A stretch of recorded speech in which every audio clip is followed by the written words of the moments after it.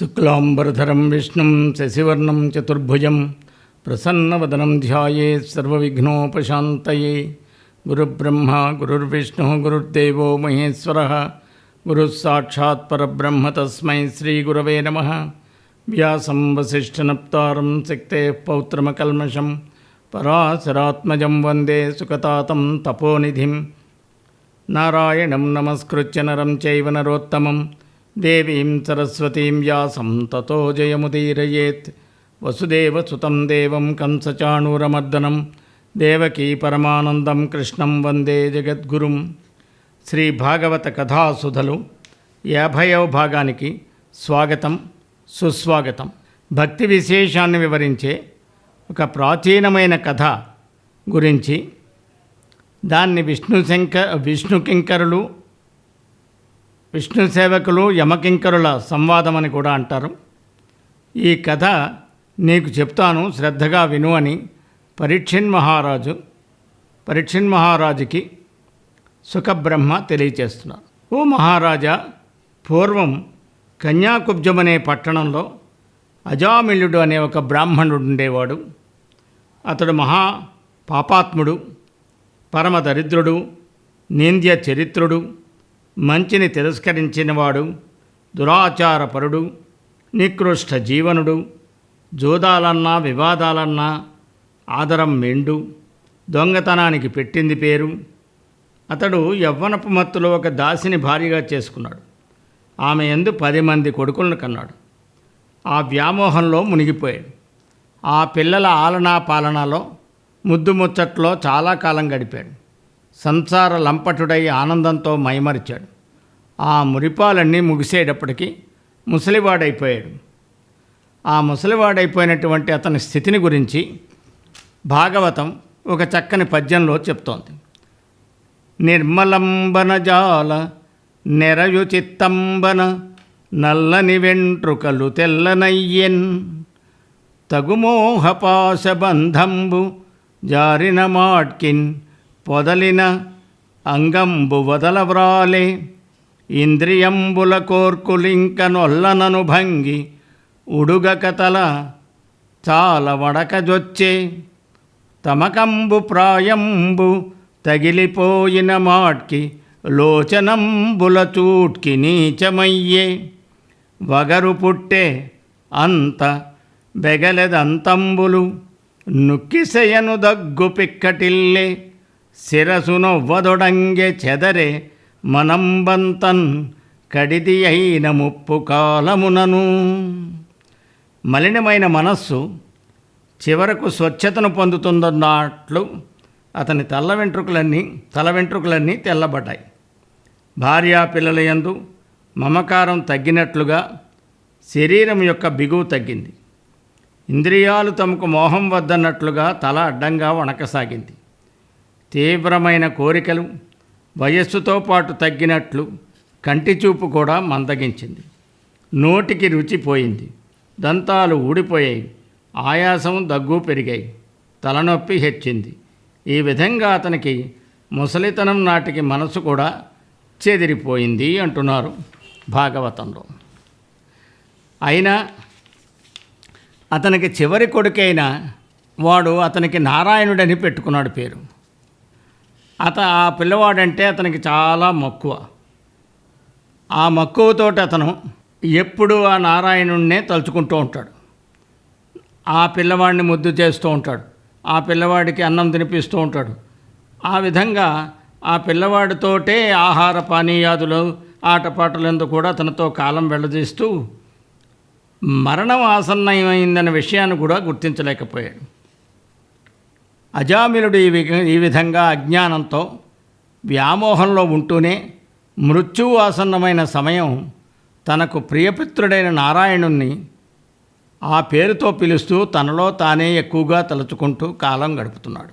ఈ లోపల సర్వలోక ప్రజలను క్రూరంగా శిక్షించే అతి భయంకరులైన యమభటులు శరీరం తప్పుతుండగా వాళ్ళని భయభ్రాంతుడై అజామిలుడు చూస్తున్నాడు.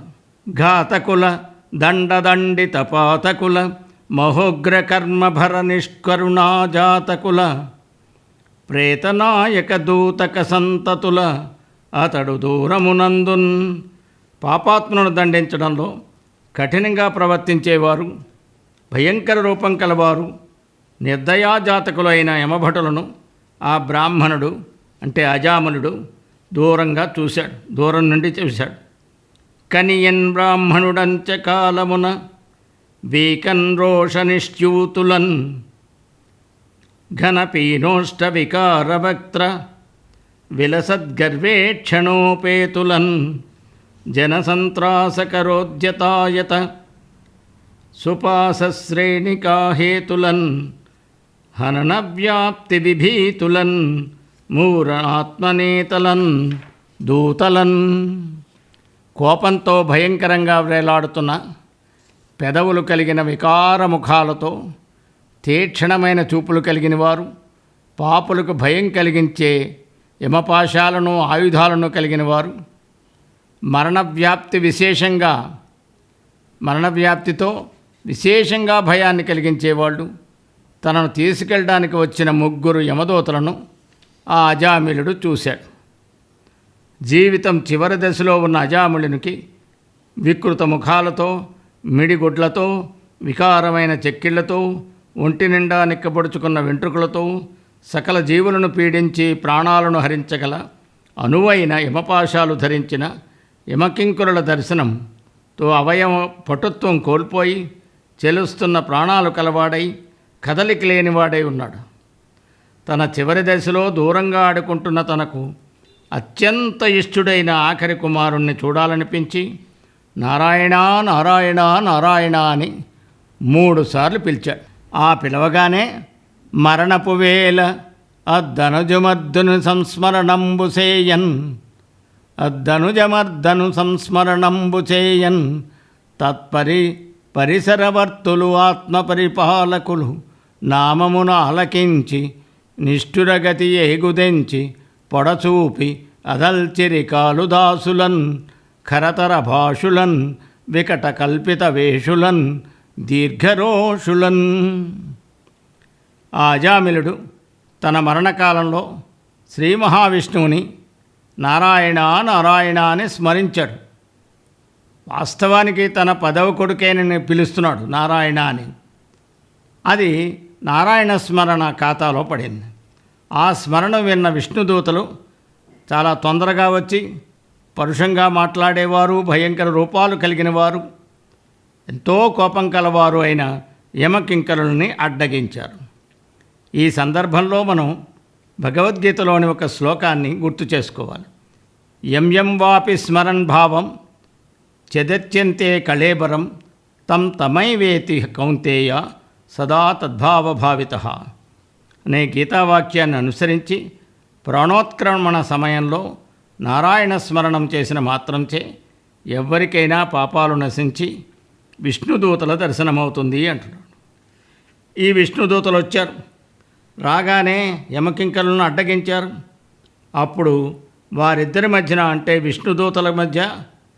విష్ణుదూతలు యమదూతల మధ్య సంభాషణ జరిగింది. ఆ సంభాషణని మనం తెలుసుకుందాం.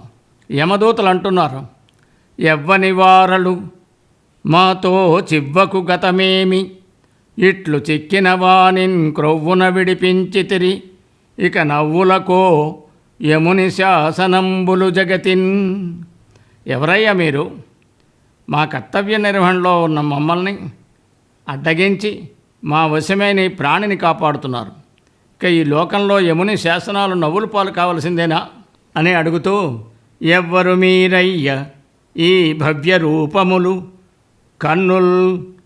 కన్నులకు అద్భుత క్రమమునర్చే దివిజులో భువిజులో దేవతా ప్రవరులో సిద్ధులో సాధ్యులో చెప్పరయ్య. దళిత పాండుర పద్మదళ దీర్ఘనేత్రులు వరపీత కౌసేయవాసులు అరయ గండమండలన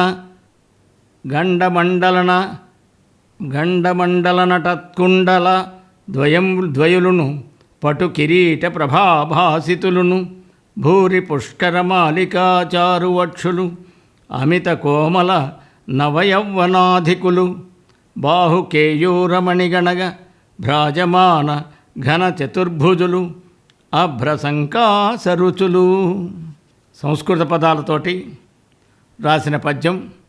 ఆ పద్యం యొక్క భావం: అయ్యా, మీరు అద్భుత రూపులై తమ్మిరేకుల వంటి కన్నులతో, శ్రేష్టమైన పీతాంబరాలతో, చెక్కిళ్లపై కదులుతున్న కుండలాలతో, ప్రకాశవంతమైన కిరీటాలతో, పద్మాల దండలతో కూడిన విశాలమైన వక్షస్థలంతో, నిత్య యవ్వనంతో, రత్నాలు తాపిన భుజకీర్తులతో, చతుర్భుజులు నీలమేఘశ్యాములైన మీరెవరో తెలియచేయండి. శాంతస్వరూపంతో ఒప్పే మీ శరీరకాంతులు సర్వలోకాల్ని అన్ని దిక్కుల యందు అలుముకున్న దట్టమైన చీకట్లను పోగొడుతూ ప్రకాశవంతమైన వెలుగుతో మాకు ఆనందాన్ని కలిగిస్తున్నాయి. లోకాలన్నిటికీ ఆనందం కలిగించే సుందర విగ్రహాలు కలవారు, చూడడానికి సాధ్యం కాని తేజస్సుతో విరాజిల్లుతున్నవారు, సర్వధర్మాలను పాటించిన మీరు యమధర్మరాజు దూతలమైన మమ్మలను అడ్డగించడానికి కారణమేమిటి అని ప్రశ్నించిన యమదూతలను చూసి ఆ విష్ణుదూతలు చిరునవ్వు చిందించుతున్న ముఖార విందాలు కలవారై మేఘ గంభీర భాషణాలతో ఇలా అన్నారు: మీరు పరేతనాయకుని మేలిమి దూతలటేని పల్కుడా తోరపు పుణ్యలక్షణము, దుష్కృత భావము దండకృత్యమున్, వీరముతోడ ఈతని కభీష్ట నివాసము, పూని దండ్యులెవ్వారలు సర్వభూతములో, వారక కొందరో పాపకర్ములో. మీరు ధర్మపరిపాలన బద్ధుడైన యముని భటులైతే ఈతని నివాసం ఎక్కడో, పుణ్యపాప స్వభావాలు ఏమిటో మాకు తెలియచేయండి. లోకంలో సర్వప్రాణులు శిక్షార్హులేనా లేక పాపజీవులు మాత్రమేనా అనేది కూడా వివరించండి అంటున్నారు. అప్పుడు యమదూతలు అంటున్నారు: సృష్టి ప్రారంభం నుండి వేదం నారాయణ స్వరూపంగా విశ్వసించబడింది. అట్టి వేదబోధితమైనది ధర్మమని, వేదానికి విరుద్ధమైనది అధర్మమని తెలియచేయబడింది.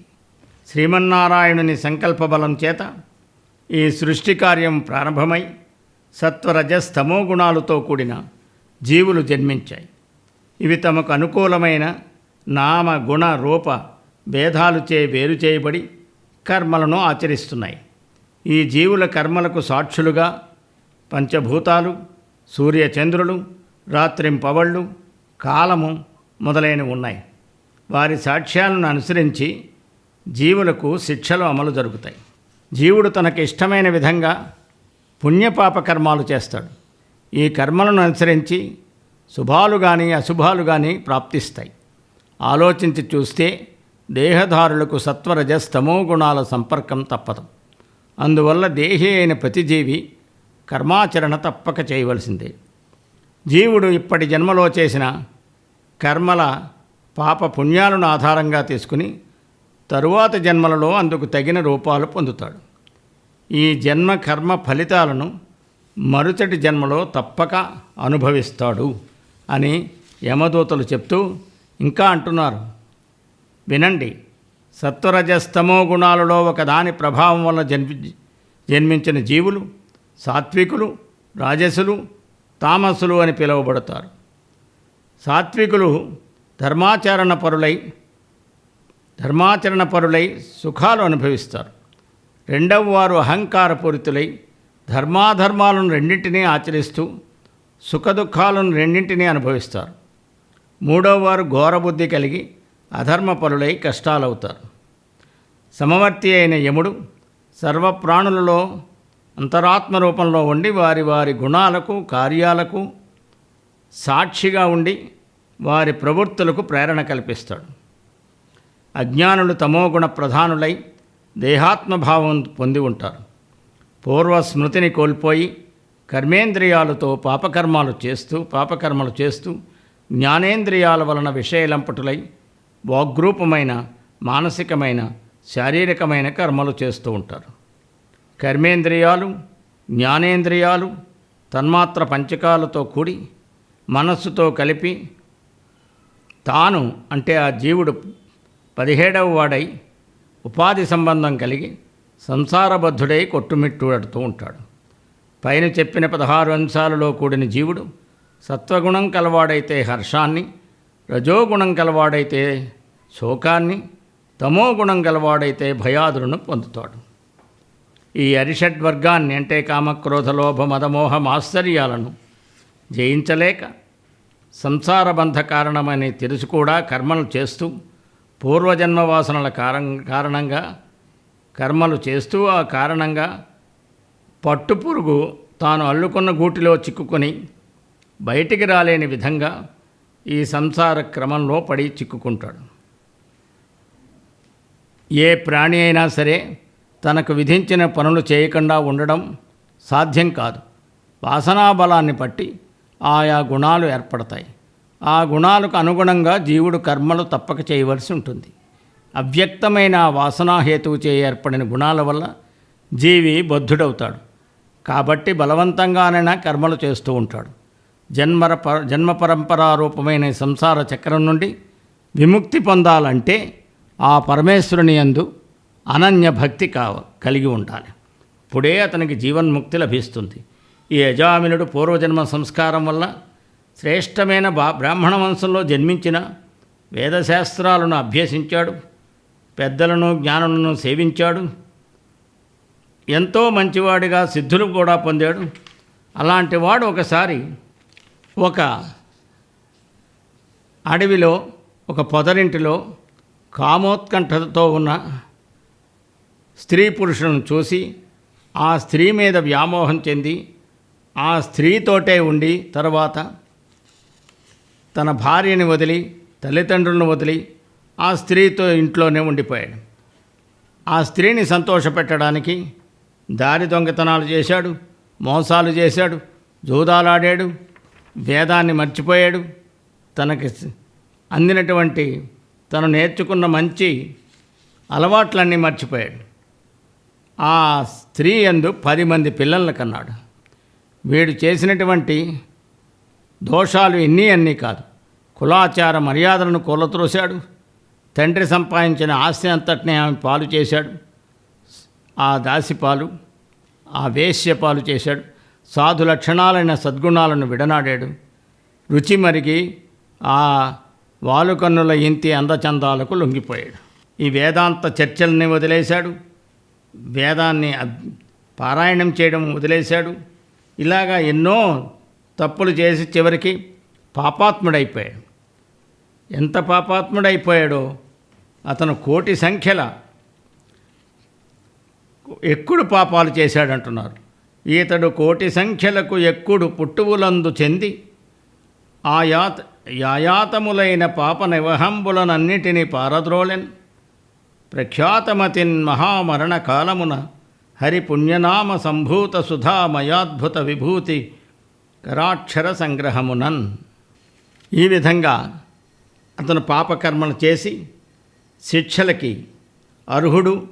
ఇటువంటి దుష్టుణ్ణి దుర్మార్గుణ్ణి హింసాపరుడిని మేము తీసుకుపోయి తప్పక శిక్షిస్తాం.